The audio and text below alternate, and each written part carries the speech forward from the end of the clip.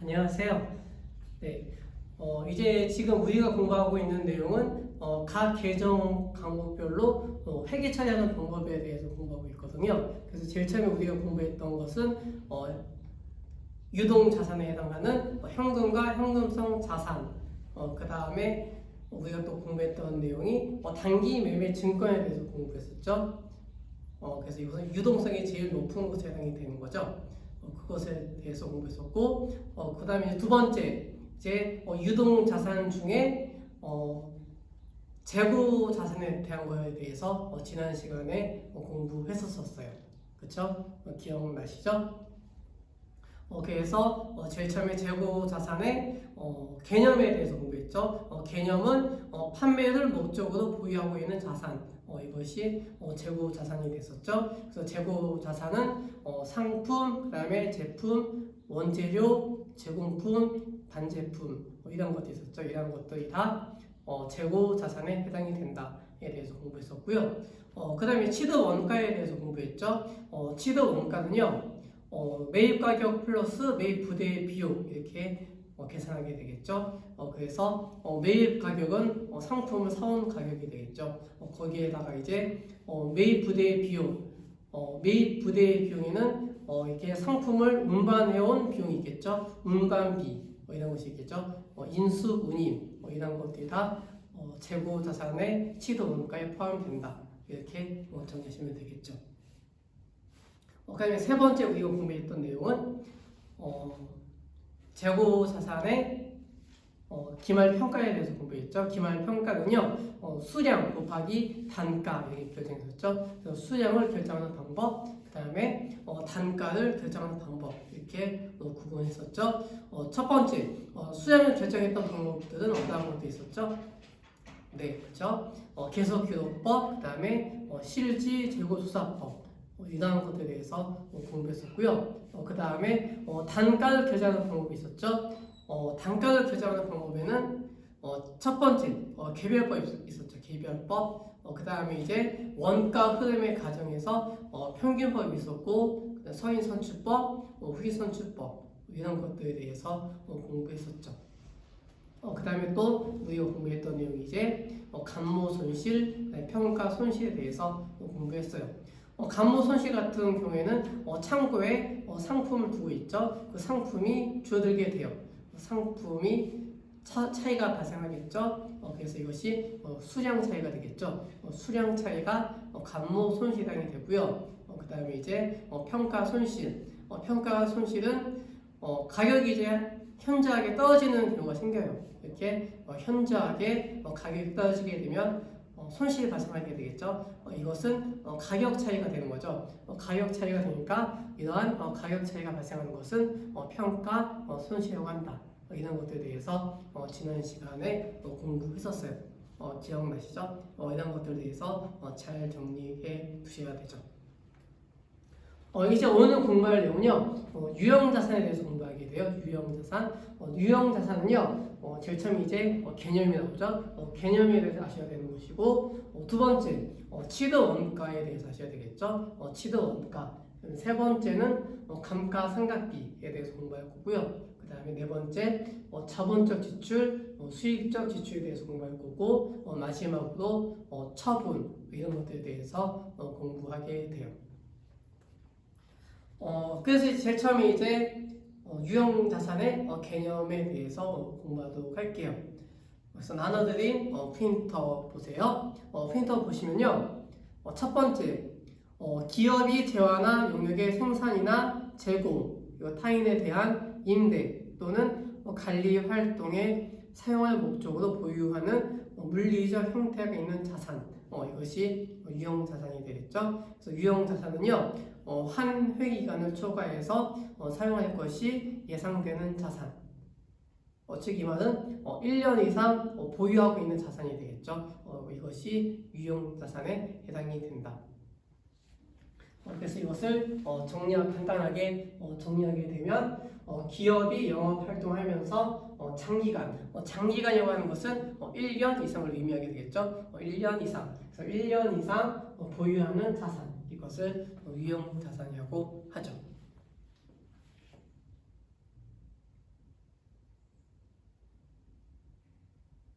그러니까 유형자산 같은 경우에는 형태가 보이는 자산이 되겠죠. 형태가 있는 자산. 이것이 유형자산이다. 이렇게 정리하시면 되겠죠. 그래서 이제 동그라미 3개로 간단하게 정리할 건데요. 첫 번째, 영업활동에 사용할 목적으로 보유한 자산이 유형자산이 되겠죠. 영업활동에 사용할 목적으로 보유한 자산. 그 다음에 이제 두 번째, 물리적 실체를 가지고 있는 자산이 되겠죠. 물리적 실체를 가지고 있는 자산, 즉 형태가 보이는 자산이 되겠죠. 세 번째, 1년 이상 장기간에 걸쳐 영업활동에 사용한다. 이것이 유형자산이 되겠죠. 그러니까 1년 이상에다가 체크해 두세요. 즉 유형자산은 1년 이상 보유하고 있는 자산이다. 이렇게 정리할 수가 있겠죠.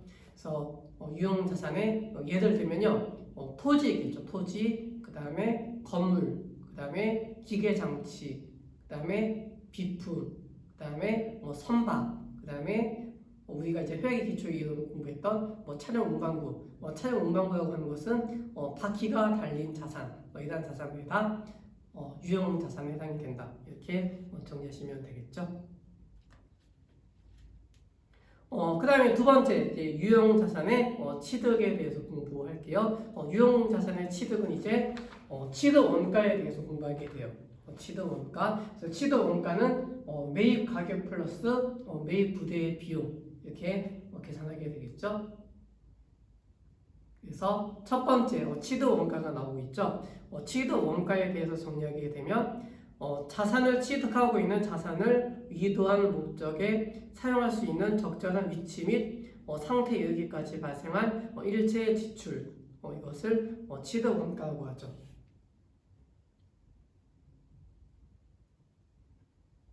첫 번째, 토지와 건물 나오죠. 토지와 건물 같은 경우에는 토지와 건물을 사온 가격이겠죠. 사온 가격, 매입 가격이겠죠. 매입 가격에 매입 부대의 비용이 붙게 돼요. 매입 부대의 비용에는 거기 이제 프린터 보시면 취득세가 있겠죠. 취득세라든지 등록세, 그다음에 중개 수수료 이런 것들이 취득 원가에 포함된다. 이렇게 볼 수가 있겠죠. 그래서 토지와 건물 살 때 부대의 비용은 취득세, 등록세, 그다음에 중개 수수료 이런 것들이 다 취득 원가에 포함된다. 이렇게 기준을 잡으시면 되겠죠. 그래서 이러한 취득 원가를 다 지불하게 되겠죠. 만약에 우리가 이제 집을 사게 되면 등록세도 내야 되고, 그다음에 취득세 내야 되죠. 그다음에 부동산의 중개 수수료 이런 것들 다 내게 되겠죠. 이런 것들이 다 토지와 건물을 사는데 취득 원가가 된다. 이렇게 개념 잡으시면 되겠죠. 그다음에 두 번째, 이제 기계장치가 나와요. 기계장치도 매입 부대의 비용이 붙겠죠. 그래서 매입 부대의 비용은 기계장치를 가져오는 비용, 그러니까 운반해 오는 비용이겠죠. 운반비. 그 다음에 이제 기계장치를 이제 설치해야 되겠죠. 설치하게 되면 그다음 설치비 이런 것도 다 취득 원가에 포함된다. 그 다음에 이제 시운전비, 이러한 시운전비도 포함이 된다. 그러니까 우리가 이제 TV 사게 되면 기사들이 와서 이제 TV에 딱 설치해 주죠. 설치한 다음에 그것을 이제 제대로 작동하는지 해주죠. 그런 것이 다 포함이 된다. 이렇게 보시면 되겠죠. 정리되셨죠? 그 다음에 두 번째 이제 취득 유형이 나와요. 취득 유형은 네 가지 형태가 있어요. 네 가지 형태가 있는데 첫 번째, 외부에서 구입하는 경우겠죠. 외부에서 구입하는 경우. 두 번째, 일괄에서 구입하는 경우. 예를 들면 토지와 건물을 한꺼번에 사오는 경우. 이런 경우가 일괄 구입. 세 번째, 자가건설이겠죠. 자가건설. 그 다음에 네 번째, 무상으로 취득하는 경우. 이렇게 네 가지 개수로 볼 수가 있다. 첫 번째, 외부에서 구입하는 경우. 외부에서 구입하게 되면 취득 원가는 매입 가격 플러스 매입 부대의 비용 이렇게 계산이 되겠죠. 그래서 이제 예가 나오고 있죠. 예를 보시면요. 공장 사무실로 사용할 건물을 다음과 같이 구입하다. 그중 건물 취득 관련 세액은 현금은 납부하고 건물 매입 대금은 보통 예금 계좌에서 이체하다. 그래서 건물 1,000만 원, 그다음 취득세 200만 원, 등록세, 교육세 100만 원 이렇게 해서 토탈 건물 사오게 되겠죠. 건물 원래 가격 1,000만 원 있죠. 이것이 매입 가격 되겠죠. 매입 가격은 1,000만 원. 거기에서 이제 취득세, 등록세, 교육세 이라는 것이 다 포함이 돼야 되겠죠. 그래서 200만 원, 100만 원 모두 포함돼요. 그래서 건물을 취득하는데 가격은 얼마가 되죠? 네, 1,300만 원 되겠죠. 1,300만 원을 차변에 기록해 주면 되겠죠. 그래서 차변에 건물 1,300만 원 이렇게 기록해 주면 되겠죠. 건물 1,300만 원. 그 다음에 다시 예를 보시면 건물 매입 대금 있죠. 건물 매입 대금은 보통 예금 계좌에서 이체하다. 그러니까 건물 매입 대금은 보통 예금 계좌에서 나가게 되겠죠. 그러니까 보통 예금 계좌 나가니까 자산의 감소가 되겠죠. 자산의 감소는 대변. 그래서 대변에 보통 예금 1,000만 원 이렇게 기록해 주면 되죠.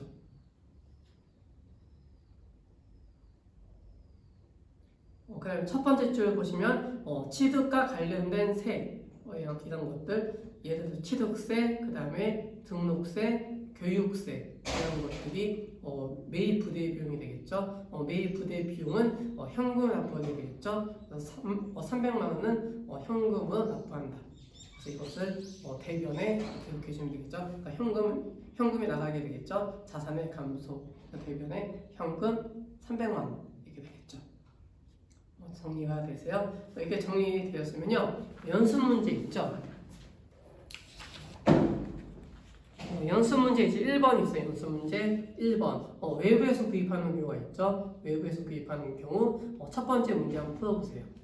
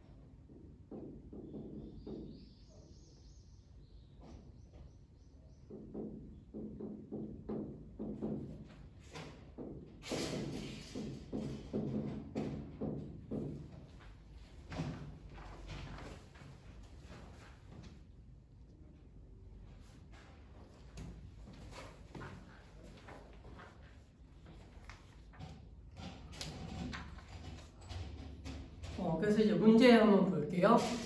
주식회사 경기는 공장을 확장하기 위하여 토지를 500만 원에 구입하고 토지를 정지하는 비용으로 50만 원과 부동산 중개 수수료로 10만 원을 현금을 지급하다. 그러니까 토지를 구입한 매입 가격은 500만 원 되겠죠. 500만 원 매입 가격. 그 다음에 이제 토지를 정지하는 비용. 토지를 정지하는 비용이라고 하는 것은요.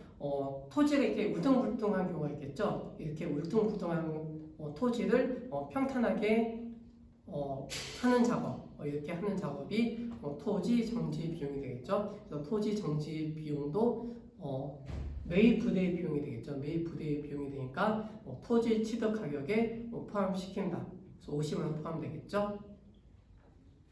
그 다음에 이제 부동산 중개 수수료 10만 원. 이 10만 원도 포함이 돼야 되겠죠. 토탈 내게 되면 560만 원 되겠죠. 560만 원을 차변에 기록해 주면 되겠죠. 그래서 차변에 토지를 취득한 가격은 560만 원. 이것을 차변에 기록해 주면 되겠죠. 자산의 증가. 그 다음에 이 가격을 이제 현금을 주게 되겠죠. 현금 주니까 자산의 감소. 자산의 감소는 대변. 그래서 대변에 현금 560 이렇게 기록해 주면 되겠죠. 아시겠죠? 그래서 계속해서 2번 있죠. 2번 문제 풀어보시겠어요?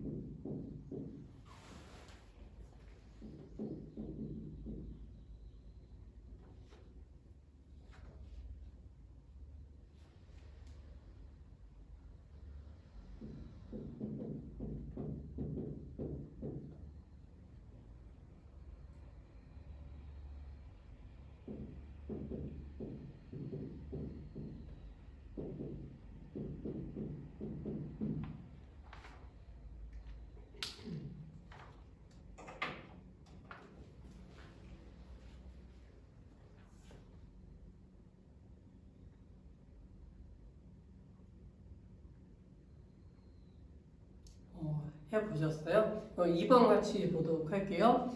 주식회사 경기는 기계장치를 구입하는데 소요된 비용과 설치 완료할 때까지 비용은 다음과 같으며 기계장치 매입 대금은 월말에 지급하기로 하고 그다음에 매입 부대의 비용은 현금으로 지급하다. 이것이 됐죠. 구입 가격은 400만 원. 그다음에 기타 수수료 10만 원. 운반비 15만 원.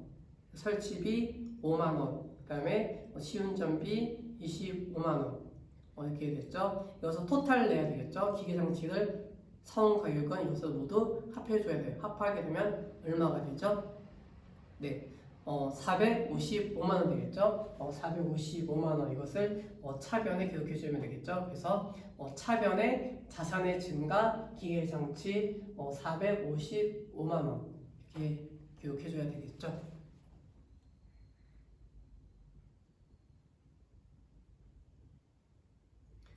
근데 이제 기계장치 매입 대금은 월말에 지급하기도 하고 월말에 지급하게 되니까 외성한 거죠. 외성한 건데 상품을 외상을 사와요. 상품을 외상을 사오게 되면 외상 매입금이 되겠죠. 외상 매입금이 되는데 상품 이외의 자산, 상품 이외의 자산이 되니까 기계장치 사왔죠. 기계장치는 상품이 아니죠. 상품이 아니니까 이거에 해당하는 개정어는 뭐였죠? 네, 미지급금이 되겠죠? 미지급금 기록해 주면 되겠죠?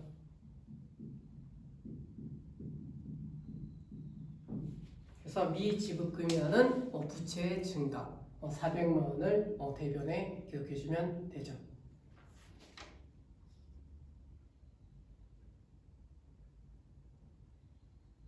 그 다음에 이제 부대의 비용 나오죠. 부대의 비용은 현금을 지급해 주게 되겠죠.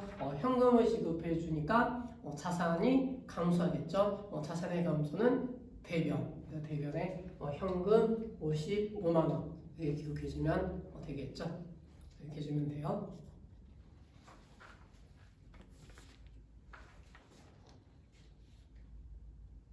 정리되셨죠? 그럼 두 번째 한번 살펴볼게요. 취득 유형 두 번째. 두 번째 보시면요. 일가에서 구입하는 경우가 돼요. 일갈 구입. 그래서 내용을 보시면 첫 번째 내용.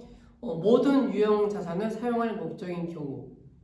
이 경우 같은 경우에는 각 유형 자산들의 공정가치 기준으로 배분해주게 된다.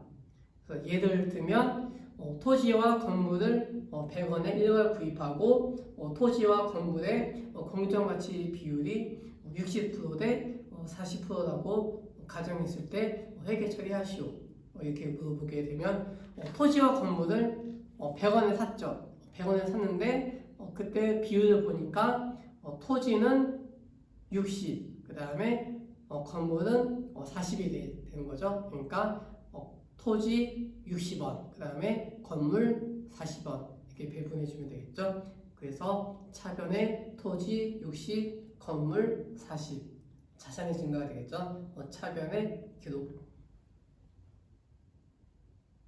그 다음에 이제 현금을 주고 샀죠. 현금을 주고 사니까 자산의 감소. 자산의 감소는 대변. 그래서 대변에 현금 100원 여기 기록해 주시면 되죠. 그 다음에 두 번째 케이스 볼게요. 두 번째 케이스 보시면요. 일부 유형 자산만을 사용할 목적인 경우가 나오고 있죠. 그래서 이 경우는요. 모든 일괄 구입 대가를 토지 취득 원가로 처리하게 되죠. 그래서 예를 보시면 토지만을 사용할 목적으로 토지와 건물을 100원에 일괄 구입하고 건물을 10원에 철거하는 경우, 그러니까 건물을 10원에 철거하게 된 거죠. 이것을 회계 처리해 주게 되면, 그래서 토지와 건물을 일괄해서 구입하게 되는데 원래 있던 건물이 있었죠. 그 건물을 철거하는 비용도 토지와 건물 사는데 그 취득 원가에 포함이 돼요. 그래서 그것을 계산해 주게 되면 차변에 토지 110원 자산의 증가, 그 다음에 이제 현금을 줬으니까 대변에 현금 110원 이렇게 기록을 해주면 돼요. 아시겠죠?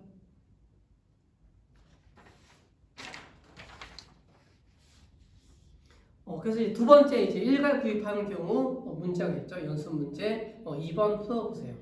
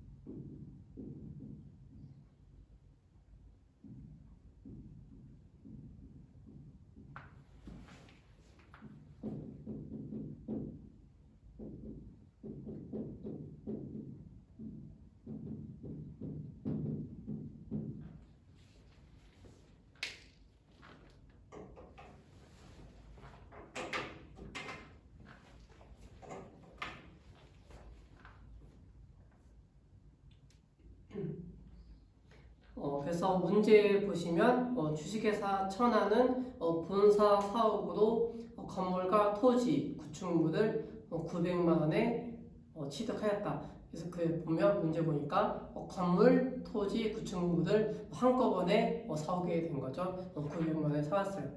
그러면 900만 원에 모두 합치게 되면 900만 원 되겠죠. 이것을 비율로 보니까 두 번째 줄 보세요.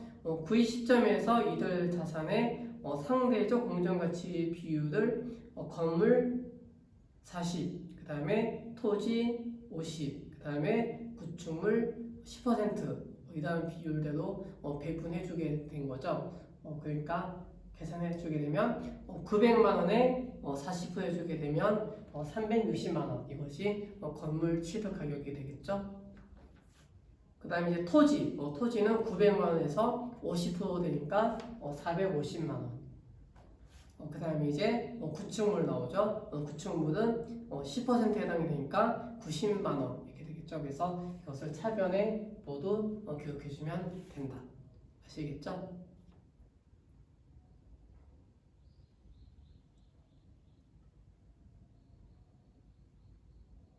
그 다음에 이제 현금을 줬으니까 자산의 감소니까 대변에 현금 900만 원 여기 기록해주시면 되겠죠? 아시겠죠? 정리되세요? 네. 그 다음에 세 번째 케이스 볼게요. 다시 1페이지 보세요. 1페이지 보시면요. 자가 건설하는 경우가 나와요. 자가 건설하는 경우. 그래서 내용을 보시면 유형 자산을 기업이 직접 건설 또는 제조하는 경우가 되겠죠. 그래서 건설 중인 자산 같은 경우에는 차변에 건설 중인 자산, 그다음에 대변에 현금 이렇게 회계 처리해주면 되죠. 그 다음에 유형 자산의 취득, 그러니까 건물이 완성이 되겠죠. 건물이 완성되면 차변에 건물, 그 다음에 대변에 건설 중인 자산을 없애야 되겠죠. 자산의 감소, 건설 중인 자산 이렇게 기록해주면 되겠죠. 그래서 자가건설하는 경우에는 예를 들면 제조기업이 되죠. 제조기업은 원가회계가 되겠죠. 그래서 우리가 이제 나중에 이제 공부하겠지만 원가 회계에 대해서 공부하게 돼요. 원가 회계에서는 원가에 3요소가 있죠. 제조 원가의 3요소. 제조 원가의 3요소에는 뭐가 있을까요? 네, 재료가 있어야 되겠죠. 재료가 있어야 되니까 재료비. 그 다음에 우리가 이제 노동하게 되겠죠. 일을 하죠. 일을 하게 되니까 노동비가 되겠죠. 이것을 회계 용어는 노무비라고 하죠. 노무비, 재료비, 노무비, 그 다음에 제조 간접비 이렇게 구분하게 되죠.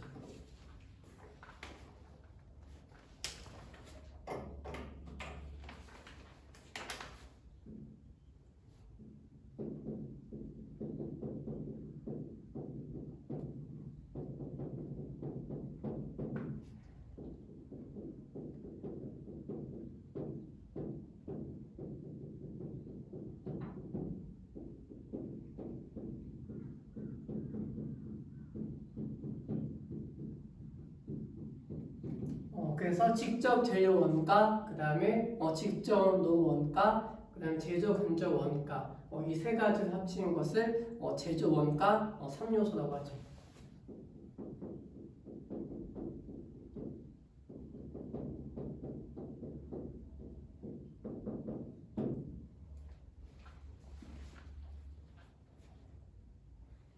그래서 이것을 모두 합치게 되면 이것을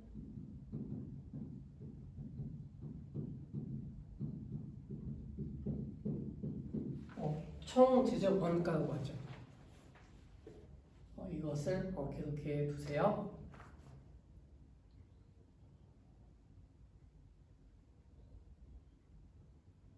그 다음에 네 번째 케이스 볼게요. 네 번째 보시면 이제 무상으로 취득해오는 경우가 있겠죠. 무상 취득. 그래서 예를 보시면 공정가치 100원에 토지를 대주주로부터 무상으로 증여받은 경우. 그래서 이것을 토지를 사왔으니까 토지를 받았죠. 토지 받았으니까 자산이 증가됐죠. 그래서 이것을 차변에 기록해줘야 되겠죠. 차변에 토지 100원. 그 다음에 이제 무상으로 증여받았으니까 수익이 발생했죠. 수익의 발생은 대변. 그래서 대변에 자산 수중이익 100원 이렇게 기록해주면 되겠죠. 그래서 네 가지 케이스에 대해서 공부했어요. 취득 유형은 외부에서 사오는 경우, 외부 구입. 두 번째는 토지와 건물을 한꺼번에 사오는 일괄 구입. 그 다음에 세 번째는 자가 건설. 그러니까 기업이 있으면 그 기업이 스스로 만드는 제품이 되겠죠. 자가 건설. 그 다음에 네 번째 무상으로 취득하는 경우. 이렇게 네 가지 케이스가 있다. 그 다음에 이제 연습 문제 3번 있죠. 자가 건설하는 경우 문제 3번. 이것을 한번 읽어보시겠어요?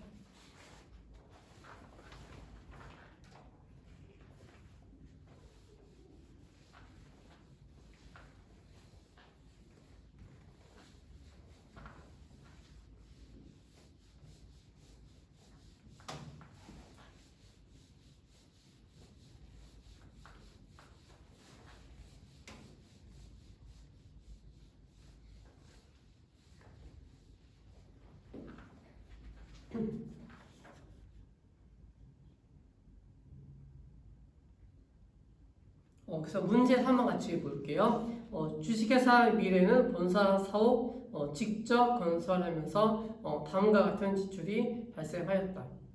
그래서 4개의 거래가 나오고 있죠. 첫 번째 2월 10일 2월 10일 보니까 건물 설계비로 50만 원을 현금으로 지급하다. 건물 설계비가 건설 중인 자산이 되겠죠. 건설 중인 자산이 되니까 이것을 회계 처리해 주게 되면요.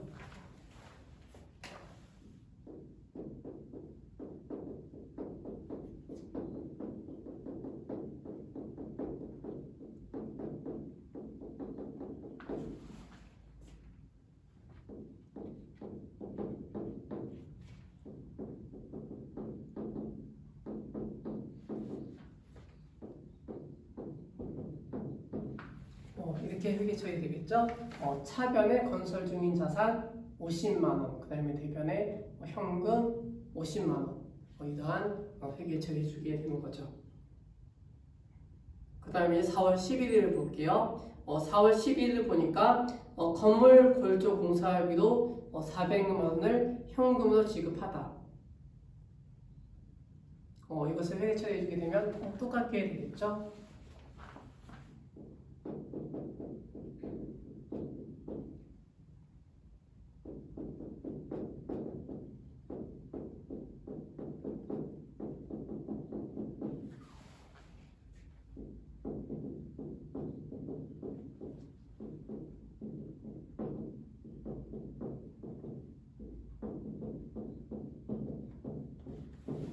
이러한 회계 처리가 돼요. 골조 공사비도 건설 중인 자산에 해당이 된다. 그래서 이것을 회계 처리해 주게 되면 차변에 건설 중인 자산 400만 원, 그 다음에 대변에 현금 400만 원, 이러한 회계 처리가 되겠죠.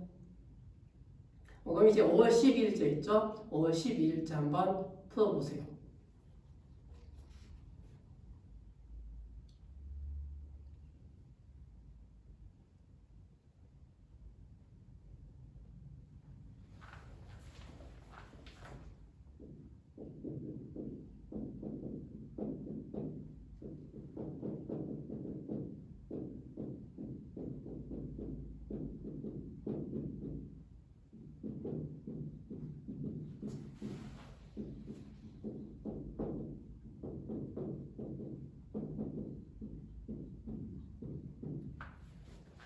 그래서 5월 12일자 보시면 건물 내부 공사비로 150만 원을 현금으로 지급하다. 내부 공사비도 건설 중인 자산에 해당이 되죠. 차변에 건설 중인 자산 150만 원, 대변에 현금 150만 원, 이러한 회계 처리가 되겠죠. 그 다음에 이제 9월 20일자 볼게요. 9월 20일자 보시면 건물에 대한 준공공사와 사용 승인을 받고 본사 건물로 사용하기 시작하다. 건물이 완성이 된 거죠. 건물이 완성된 걸로 보니까 건설 중인 자산 합한 것을 없애줘야 되겠죠. 없애주고 이것을 건물로 회계 처리해 줘야 되겠죠.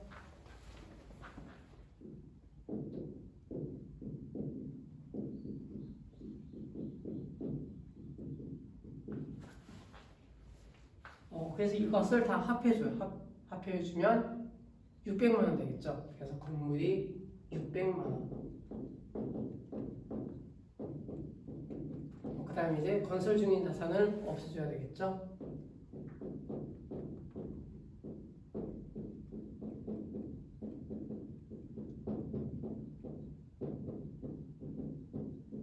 그래서 차변에 건물 600만 원, 그 다음에 대변에 건설 중인 자산 600만 원, 이러한 회계 처리가 되겠죠.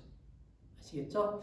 그러면 여기까지 정리하고 잠깐 쉬었다가 이제 세 번째 감가상각비에 대해서 정리하도록 할게요.